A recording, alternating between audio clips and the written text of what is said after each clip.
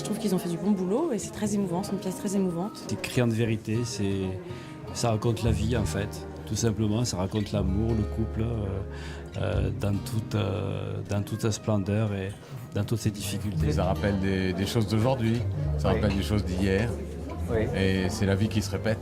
On peut en tirer un enseignement au final de ça, à votre avis? Moi, mon enseignement, c'est qu'il ne faut pas s'installer ensemble, mais je le pensais déjà avant. C'est l'amour et l'espoir, et puis il y a une forme de vérité qui est très touchante. Moi, j'ai vraiment adoré le texte.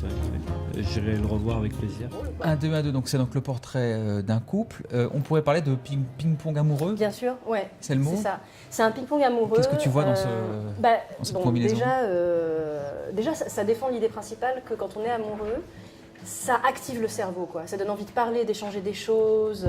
C'est pas un amour comme ça, mélancolique, plat. Ça donne envie que chacun dise un peu quelle est sa vision du monde et de découvrir quelle est celle de l'autre. Donc ça parle. Et l'idée du ping-pong, c'était aussi que François voulait pas donner la possibilité à l'acteur d'être tout seul dans son coin ou d'être dans un truc un peu fumeux qui peut parfois être... Toutes ces perversions de l'acteur studio, comme ça, où on se dit qu'il faut savoir le nom de son arrière-grand-mère pour pouvoir jouer un rôle.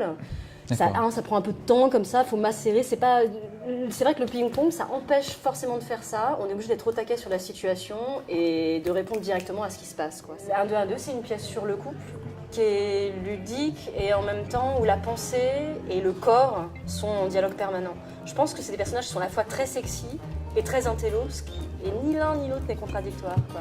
Et je crois que ça renvoie chacun à sa propre expérience et tous les gens nous disent à la fin qu'ils se retrouvent dans une des 9 étapes, quoi. J'ai l'impression que ça renvoie chacun à son histoire passée, présente, à ce qu'il aimerait vivre aussi et que ça fait réfléchir sur l'amour et sur les automatismes un peu débiles qu'on a parfois, et ça serait chouette d'en avoir d'autres pour que le bonheur il dure un peu plus longtemps, quoi. Merci Mélanie. Merci.